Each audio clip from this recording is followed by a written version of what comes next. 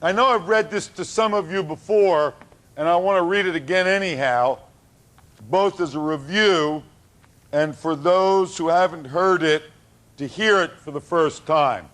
This is from Martin Heidegger on the Way to Language. It's a conversation between Martin Heidegger and a Japanese philosopher, one of whose professors had been trained by Heidegger. So the Japanese says, "We Japanese do not think it strange if a dialogue leaves undefined what is really intended, or even restores it back to the keeping of the undefinable." Heidegger responds, "That is part, I believe, of every dialogue that has turned out well between thinking beings." What Heidegger means by thinking is very much different than what an anybody self means by thinking. As if of its own accord, Heidegger says, it can take care that that undefinable something not only does not slip away, but displays its gathering force ever more luminously in the course of the dialogue. That's the methodology of the seminar. That's the methodology of transformation. Not a definition, not a description, not a narrative, not a story, not an understanding, not information. But whatever it is that he's speaking about when he says, displays its gathering force ever more luminously in the course of the dialogue. And he doesn't mean display like something to look at, but rather something to be. The Japanese responds, "Our dialogues with our teacher probably failed to turn out so well.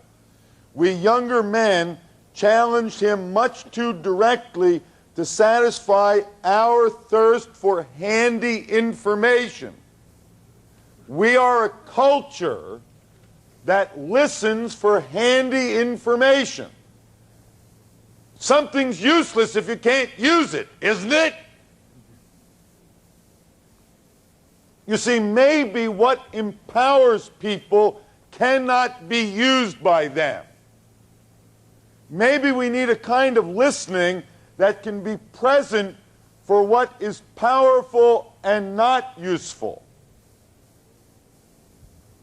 Heidegger responds, "Thirst for knowledge and greed for explanations never lead to a thinking inquiry, transformational inquiry.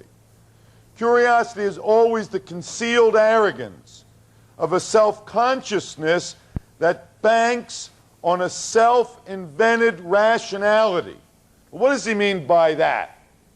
He means that you think that you were born in such a way that anything which is valid you are going to understand.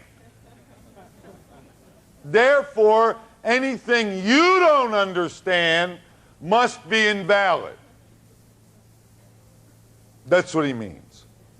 The will to know does not will to abide before what is worthy of thought. He's saying there exactly what I just said a moment ago, that this will for information, this will for tips, this will for prescriptions, this will for how am I going to use it? How does this apply? How am I going to fix it? How is this going to help me to fix it? Is no will to be with what is worthy of being with. It's different to be with than to will for knowledge or information or usefulness.